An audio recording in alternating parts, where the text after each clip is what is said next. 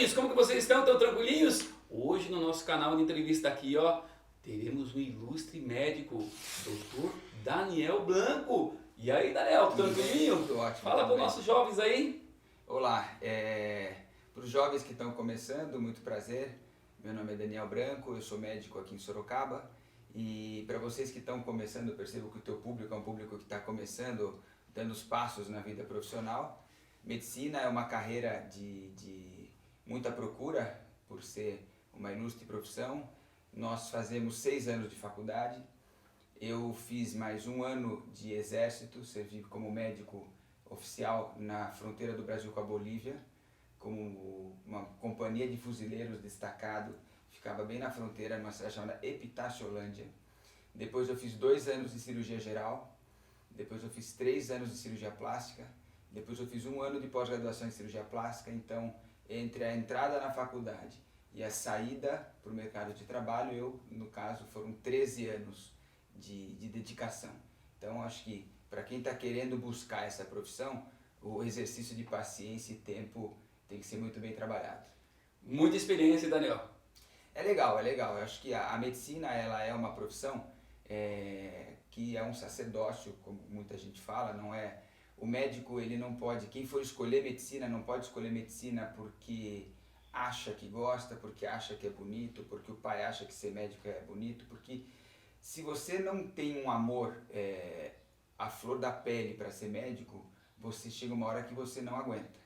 São anos e anos de estudo, pressão, dedicação, médico é médico 24 horas por dia, e a gente tem visto hoje uma preocupação muito grande na formação psicológica, profissional, porque você vai lidar com vida. Acho que é uma profissão que tem esse diferencial, você é grande responsável e impacta na vida e na saúde das pessoas. Maravilhoso, hein? Fantástico, sua experiência. É ótimo, é ótimo. E aí, lógico, os alunos hoje, para quem talvez não saiba, a medicina são esses 6 anos, e aí depois que você termina os 6 anos é que você vai escolher a tua especialidade. Então, passados os 6 anos, você tem a formação do médico generalista. Terminado esses 6 anos, você registra o seu diploma no Conselho Regional de Medicina e você recebe um número que é a sua licença para o trabalho. Dali para frente, você vai fazer as provas de exame para os acessos das especialidades que você escolhe. Exemplo, eu quero fazer cardiologia. Então, você vai fazer 2 anos de clínica médica, 2 anos de cardiologia. Mas eu quero me subespecializar dentro da cardiologia, eu quero ser especialista em ecocardiograma. Você vai fazer mais 2 anos. Então, hoje, um cardiologista que quer fazer ecocardiograma, ele fez uma faculdade de 6 anos, depois mais 6 anos de formação profissional. Por isso que a medicina, se você imaginar qualquer tipo de dúvida que paira no ar, é um desperdício de tempo. Você imaginar que depois de 12 anos você descobriu que você fez uma profissão que não era aquilo que você queria. Fora o tempo que a gente sabe, até você sabe mais do que eu, a dedicação do aluno para conseguir ingressar numa faculdade. Não é fácil não. Então, acho que tudo isso o aluno tem que ponderar, a assistência e o amparo dos professores, dos pais, a decisão em ser médico ou não. Isso tudo tem que ser muito, muito bem trabalhado com a molecada. E é isso aí. E aí, danadinhos, estão gostando? Danadinhos, agora nós vamos no quadro de perguntas para o Dr. Daniel Blanco aqui. Tá preparado, Daniel? Preparado. Vamos lá então? Vamos. Primeira pergunta então. O que levou a escolher ser médico e por que de sua especialização? Vamos lá. Eu sou filho de médico, então isso daí já é uma situação interessante, porque, por exemplo, hoje meus filhos têm 8 e 10 anos e eles têm o hábito, aos finais de semana, eles vão comigo ao hospital. Porque você imagina que uma criança passa a semana inteira longe do pai médico. Isso é muito comum, eu ouço de muitos filhos de colegas médicos falar: eu não vou ser médico de jeito nenhum porque eu nunca vi meu pai, eu não vejo meu pai. A família tem que, às vezes, entender esse distanciamento do pai. E o meu pai, brilhantemente, na época, teve o hábito de nos colocar no carro aos sábados e nos levar. Olha, filho, o que o papai faz a semana inteira é isso. Eu venho ao hospital, eu atendo meus pacientes, eu dedico meu tempo a isso e tal.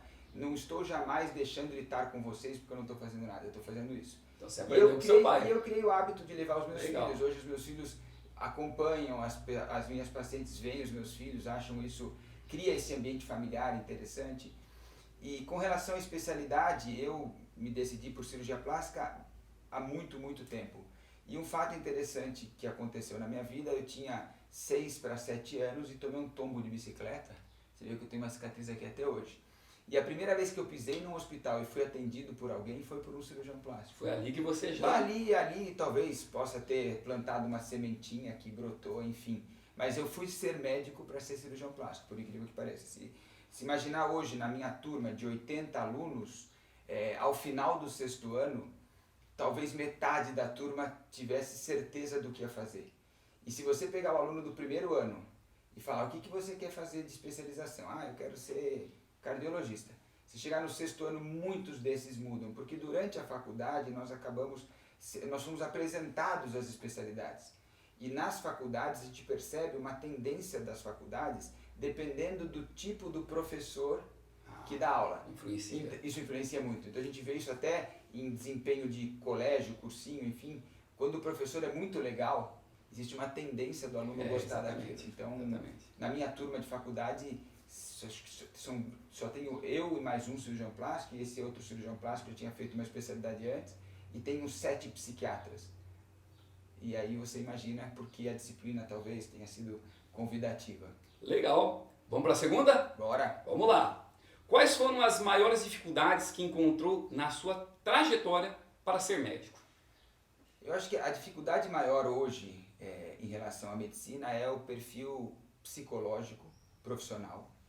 Isso a gente temos observado muito com as novas gerações da vontade de ser médico, do trabalho, da dedicação. Teve fases da minha vida que eu dormia fora de casa 5 noites por semana. Então eu dava plantão segunda, terça, sexta, sábado, domingo, passava 2 dias em casa, encontrava pouco os meus filhos, enfim. Essa dedicação plena tem que ser muito trabalhado na cabeça das pessoas. Hoje o profissional médico ele não pode encarar a medicina de forma nenhuma como um comércio. Eu escuto muitas pessoas falando, eu vou fazer medicina porque medicina é glamour, medicina dá dinheiro, porque o médico é rico, não tem médico pobre. Gente, se você buscar fazer medicina porque você acha que a remuneração econômica, o fator econômico é preponderante, você está completamente fora da realidade. Hoje você tem que buscar ser médico por uma questão de princípios, de querer ajudar o próximo, de querer atender. Médico comerciante, ele não aguenta por muito tempo.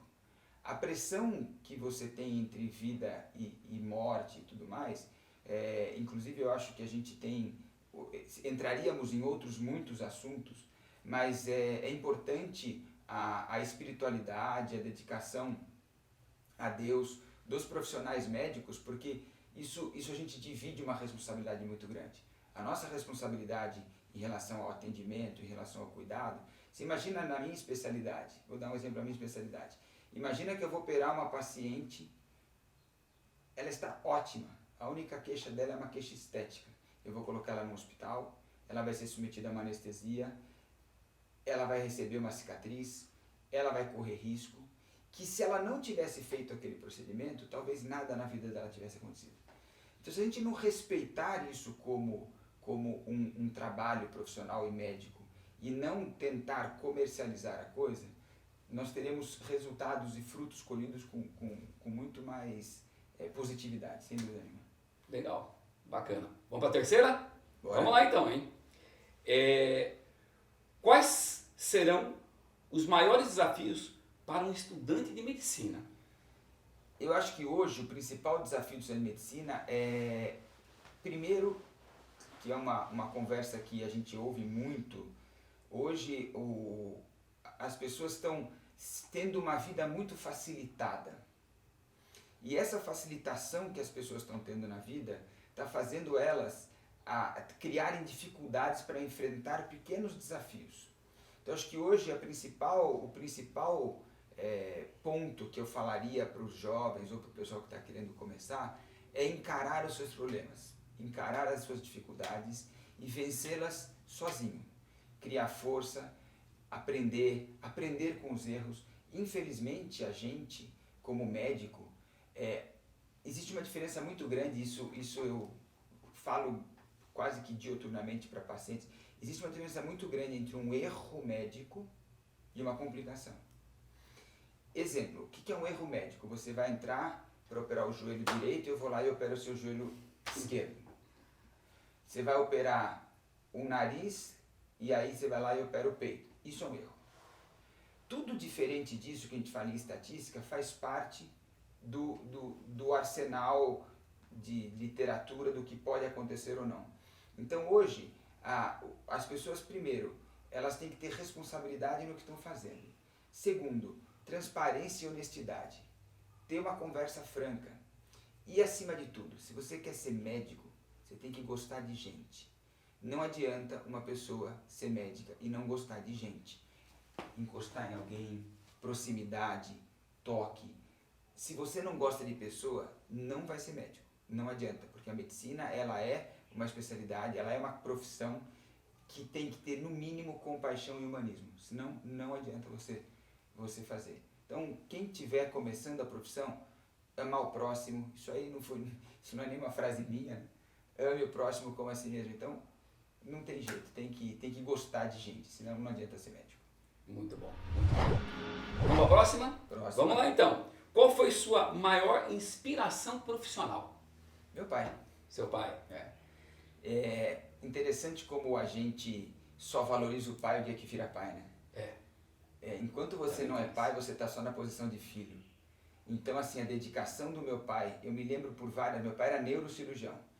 Então eu me lembro por várias oportunidades, sexta-feira, a família toda pronta, vamos para a praia, ligam para o meu pai, fulano que meu pai nunca viu na vida, caiu e bateu a cabeça. Para tudo, tira tudo do carro, papai vai no hospital, vê o que tem. Ou seja, por muito tempo você acha que o seu pai priorizou aquele paciente ou aquela pessoa mais do que você. Mas o dia que você vira pai, você entende que jamais nada ou ninguém vai ser prioridade acima dos seus filhos. Porém, naquele momento, alguém precisou mais de você do que os seus filhos. Graças a Deus, seus filhos estão bem. Graças a Deus, aquele que bateu a cabeça não foi o seu filho. Então, eu me lembro, teve uma situação muito interessante. Quando eu estava no exército, em 2002, o meu pai passou uma semana comigo. Ele pegou um avião, foi até o Acre, e o coronel, comandante lá do batalhão, fez uma formatura do exército e pegou a palavra no microfone e falou que em todos os anos de militar dele, foi a primeira vez que um pai foi visitar um filho que estava servindo nas regiões amazônicas, que nunca nenhum pai tinha ido. Então meu pai foi lá passar uma semana comigo. E eu, até como curiosidade, o meu número de registro do Conselho Regional de Medicina aqui no estado de São Paulo é 106.023, ou seja, eu fui o 106.000 médicos formados quando me inscrevi. Então tem 106.000 médicos formados antes de mim. Hoje estamos em 200.000, ou seja, já formaram 95.000 médicos depois. Quando eu fui para o Acre, o meu número de inscrição no Conselho do Acre era 709. Na mesma época que aqui em São Paulo era 106.000. A discrepância é absurda. Quando meu pai foi para lá, eu trabalhava no exército e o exército fazia questão que o médico prestasse serviço na cidade. Então eu fui contratado como médico do governo do estado do Acre e fui trabalhar na cidade. Pois, há quem não acredite, mas você vê como a mão de Deus é soberana, eu e meu pai na cidade, lá em Epitaciolândia, e aí batem na porta da casa que eu estava hospedado para me chamar. Não sabia que meu pai estava lá, porque teve um rapaz que sofreu um acidente de bicicleta na cidade.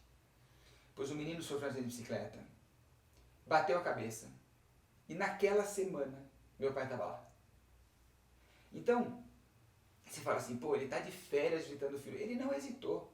Nós pegamos o carro, fomos para o hospital, ele atendeu o menino, e salvou o menino, e continuamos nosso paciente. Então, as pessoas têm que entender de uma vez por todas. O médico, ele é um cara que é médico 24 horas por dia. E foi isso que eu vi do meu pai. É o médico 24 horas por dia. Você tem possibilidades, você tem horários para sua família e tudo mais, tem esse equilíbrio. Mas eu confesso diante das câmeras, eu hoje, aos 41 anos, digamos que eu estou buscando esse equilíbrio. Eu ainda não tenho. mas a experiência é uma coisa que só o tempo traz. Você não vai nunca conseguir equilibrar. Acho que você, como professor, deve imaginar o seu nível de equilíbrio emocional, espiritual, para atender os seus alunos. Quando você vê você dando aula há 10 anos, você sabe, a gente percebe que essa evolução é natural. Exatamente. Muito bom. Vamos agora uma pergunta danadinha, hein? Ai, ai, ai. Não pode ficar em cima do muro, tem que falar de forma pontual. Qual foi a matéria que mais gostou na faculdade e aquela que rendeu pesadelos? Pesadelos, então assim, todas as... Na faculdade de medicina. Exatamente. Para o pessoal ter uma ideia, na época que eu estudei, hoje você tem o PBL, né, que é o baseado em problemas, medicina baseada em problemas, e assim, a maioria das faculdades são assim. Na minha época eram 2 anos de cadeira básica, 2 anos de cadeiras clínicas, 2 anos de internato. Quem falar que gostou do primeiro ano de medicina, eu faço uma aposta que não é verdade. Porque o primeiro ano de medicina, ele é você praticamente não tem contato com o paciente. Eu me lembro que meu primeiro contato com o paciente, que eu pus um jaleco, você imagina um molecão com 18 anos pôs um jaleco e tinha a semana da hipertensão. Então a gente ia numa praça pública, media a pressão das pessoas que entravam numa fila e eventualmente fazia um screening para hipertensão. Ah, sua pressão deu 19/11. O senhor é hipertenso? Não, não sou. Aí chamava um médico e o médico vinha. Então a gente só fazia esse rastreamento. E as pessoas eram muito gratas. Esse foi o primeiro contato. Hoje, os alunos já têm contato com o paciente logo no começo. Disciplinas, Daniel, microscópicas, para mim eram um pesadelo. Histologia, patologia. A minha identidade com o microscópio, até porque eu nunca consegui olhar com os 2 olhos no microscópio. Eu não sei o que acontece, acho que por conta de ter um olho dominante, eu tinha que olhar com o olho, então eu ficava com uma visão 2D. E aí o patologista olhava assim, vocês estão vendo, não sei o que, eu falava, cara, não é possível, eu não estou olhando a mesma coisa que ele. Então eu tive um problema seríssimo com o microscópio, eu não consegui enxergar com os 2 olhos. Por outro lado, a disciplina que sempre me encantou foi a anatomia. Porque o tratamento cirúrgico hoje, ele é baseado totalmente em anatomia. Qualquer paciente que eu vou operar é uma dissecção anatômica. Então, a anatomia é a disciplina do cirurgião. Legal. E aí, danadinhos, o que vocês estão achando? Estão gostando, doutor? Fantástico, né? Muito bom. Vamos para a próxima etapa agora. Danadinhos, vamos para a segunda parte aqui da entrevista com o doutor Daniel Blanco. Tá preparado para o teste ninja? Preparado. Vamos lá então, hein? Primeira pergunta, hein? Vamos lá. O IMC, Índice de Massa Corpórea, é a razão de... Item A, velocidade em metros por segundo, pelo tempo em segundos. Item B, densidade pela massa em quilos. Item C, massa em quilos pela altura em metros. E item D, força de um soco do ninja pela área da mão do ninja. Vamos lá. O índice de massa corporal é a relação entre altura e peso. Acertou, miserável. É amplamente discutível hoje. Porque na verdade você tem que fazer a altura ao quadrado, pega o peso, divide pela altura ao quadrado. Só que você imagina que o Mike Tyson, no auge da carreira dele, ele tinha IMC de obeso. O Mike Tyson era obeso? Não era obeso, era mais ou menos o meu porte, mais ou menos. Lembra bem. É. Mas, então assim, hoje o índice de massa corporal, ele é um dos índices que se utiliza na identificação do sobrepeso, da obesidade, enfim. Mas é altura e peso. Vamos à segunda pergunta. Preparado? Preparado. Vamos nessa, hein? Foi um famoso médico, matemático e astrólogo. Vou dar uma diquinha, hein? Nasceu em 1501, hein? Italiano. Item A, Pitágoras. Item B, Girolamo Cardano. Item C, Rocket Raccoon. Ou item D, Bill Gates.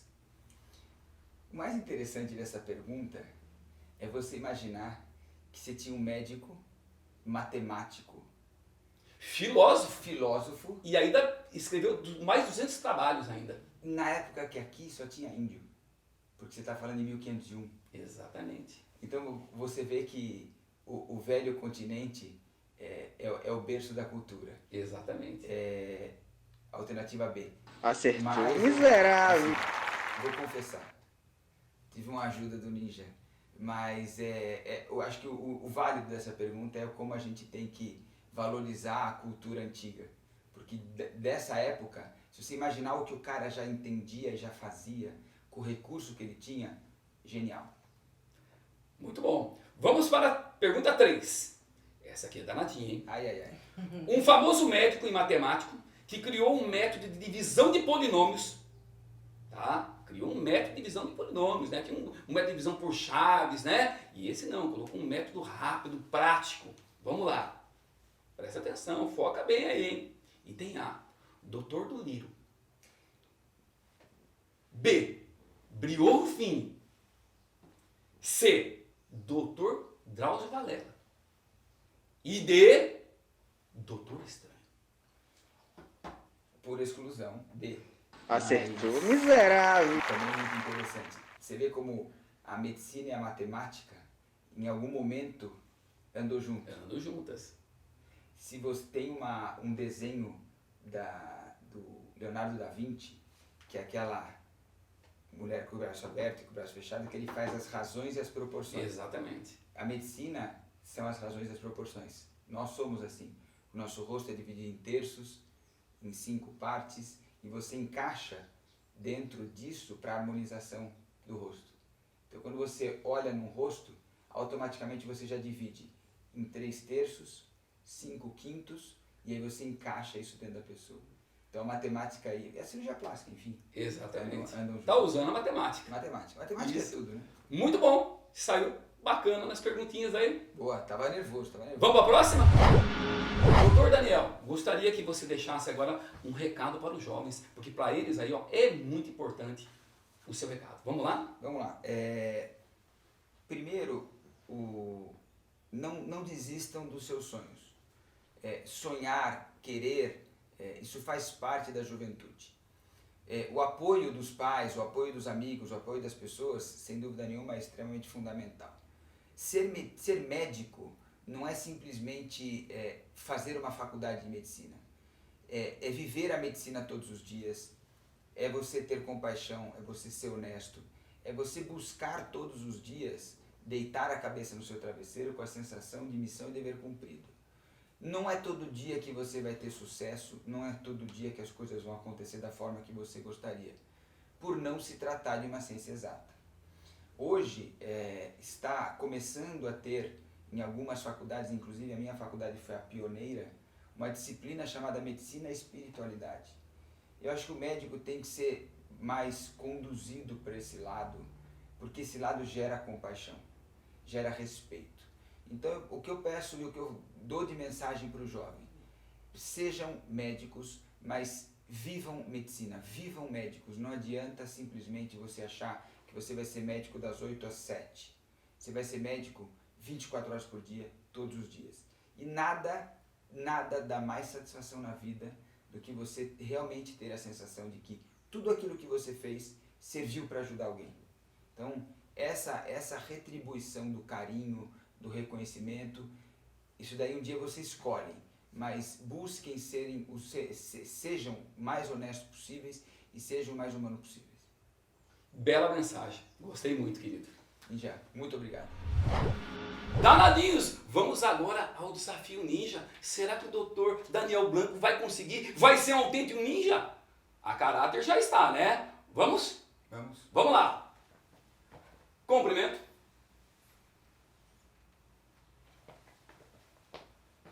Pernas paralelas. Puxa o braço. Puxa mais, tá parecendo um gafanhoto. Vai descer devagarzinho, olhando à frente. Lá embaixo no banquinho. Desce, desce, desce, desce. Para aí. Olha lá pra frente, Daniel. Sobe devagarzinho agora. Aí sim, hein? Além de médico excepcional, é um ninja. Parabéns, passou no teste ninja, que é a chamada posição do cavalo sentado só para os fortes. Só para os fortes. Só para os fortes.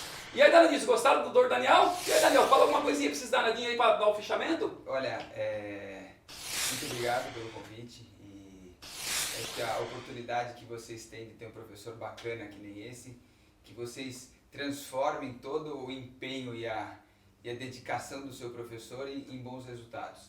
Sigam fazendo a parte de vocês. Ninguém pode fazer mais do que vocês mesmos e a ajuda dos professores sempre vai ser fundamental. Parabéns pelo trabalho e muito obrigado. Olá, danadão. Obrigado. Danadinhos, então, ó, fica atento aí, ó, ao próximo vídeo. Logo, logo teremos novidades e vocês, como sempre, vão gostar. Aquele abraço, danadinhos.